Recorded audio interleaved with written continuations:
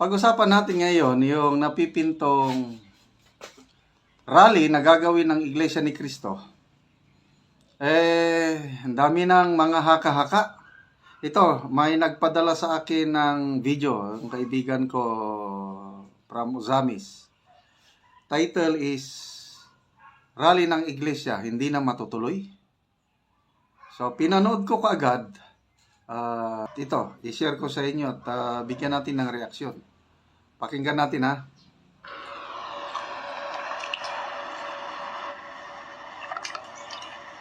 Pilipinas, magandang araw po sa inyo. Sa mga ka-coffee natin na nakikinig, nasa naman po kayong panig ng daigdig. Magandang araw po sa inyo. Ito malaking tanong ha. Hindi na ba matutuloy itong rally ng Iglesia ni Cristo? May nalaman kasi ako ka-coffee. Ito daw palang announcement ng radio TV broadcaster na napanood natin. Hindi daw po yan official statement ng Iglesia ni Cristo. Itong rally daw po na gagawin ng INC ay hindi sa kabuuan ng Iglesia ni Cristo, kundi ng ilang miyembro lamang ng INC. Ano yan? Hindi daw official. Tapos mga nagtanong-tanong tayo ka-coffee ng mga miyembro ng INC. Baka meron ditong nakikinig sa atin ng miyembro ng INC. Please correct me if I am wrong.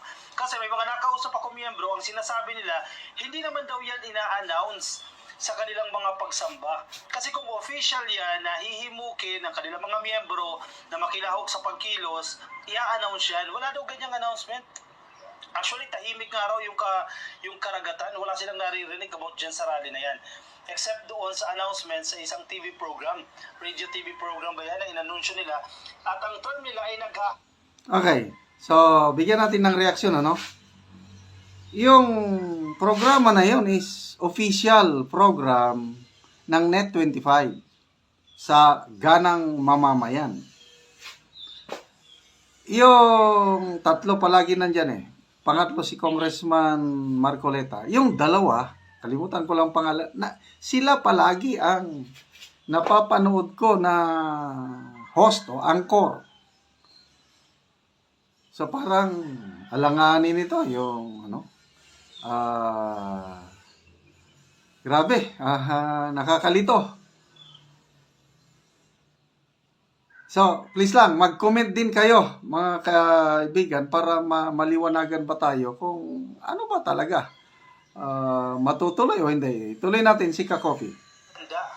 Pero ilang linggo na yan, one week na nakalipas ka-coffee, ilang araw na nakakalipas yan, parang wala tayo nakikitang development or follow-up patungkol po sa rally na yan. So, eto na. Anong nangyari? Mukhang hindi na matutuloy itong rally ng Iglesia ni Cristo. Again, that is a question ha. Hindi na matutuloy. And I think mukhang hindi na nga matutuloy. Kaya ngayon, gumagawa na ng bagong kwento itong grupo nila Sarah, nila Harry Roque. Ayan. Gumagawa daw po ng barter ba? Ng nakikipagkasundo daw. Ito na yung kwento nila. Nakikipagkasundo daw itong administrasyon ni Pangulong Duterte, ni Pangulong Marcos, at kung na-mention si Duterte, tapos na yun eh.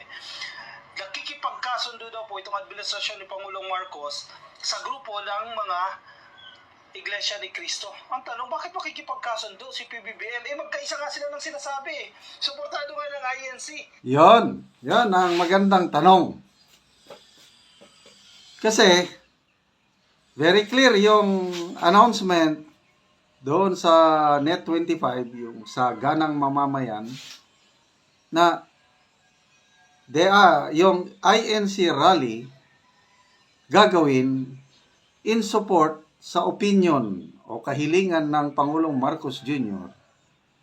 na huwag nang ituloy ang impeachment dahil hindi nakakatulong sa taong bayan. So, yun ang tanong ngayon. Bakit makikipag-negotiate ang PBBM admin na huwag ituloy ang rally? Pabor sa kanila yan. Yan ang mga nakakalito. Itong statement ni PBBM, bakit makikipagkasundo si PBBM? Di ba nagkakasundo kayo kapag may conflict? Ano to? Ang sinasabi pa nila daw, kasi malapit na raw po ang katapusan ni Bongbong Marcos. Wow, sabi ni Roque, ni Harimau. Pakinggan natin, isa-isahin natin itong mga video. Ang pattern dito, kasi binabantayan natin to eh. Everyday, binabantayan natin to. Nag-iiba-iba sila ng narrative, nag-iiba. Ako rin ha, Napaka-exciting development ito. Kung ako ang iyong tatanungin, gusto kong matuloy.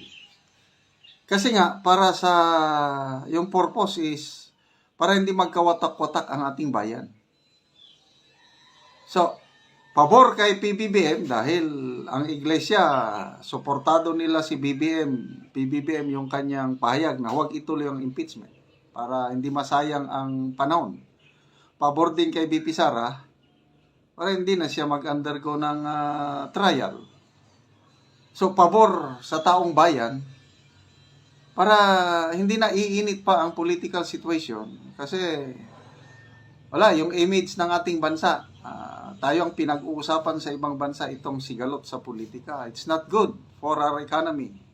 Mga mamumuhunan instead na mag-invest sa Pilipinas.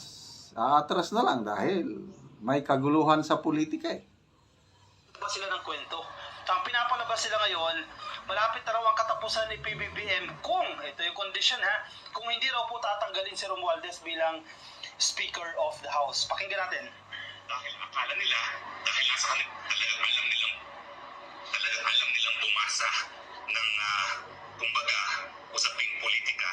Alam na ni Bongbong Marcos Jr. na malapit na ang katapusan.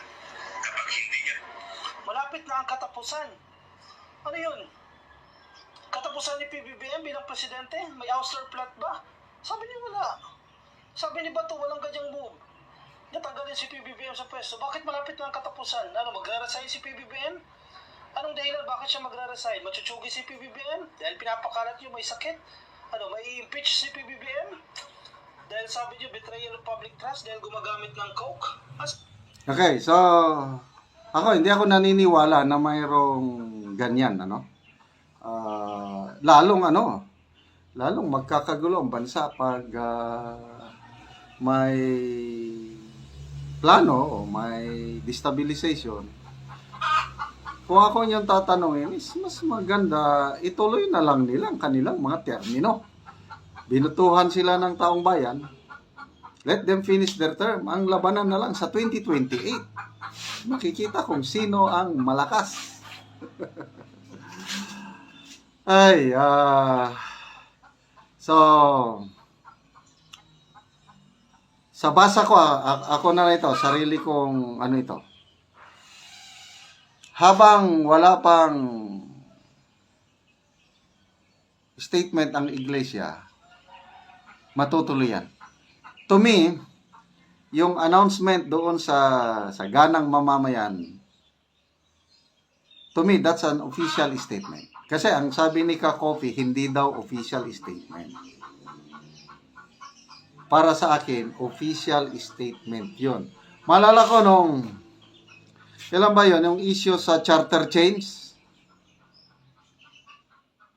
Sila ulit, yung programa na yan, sa ganang mamamayan, sila pa rin ang nag-announce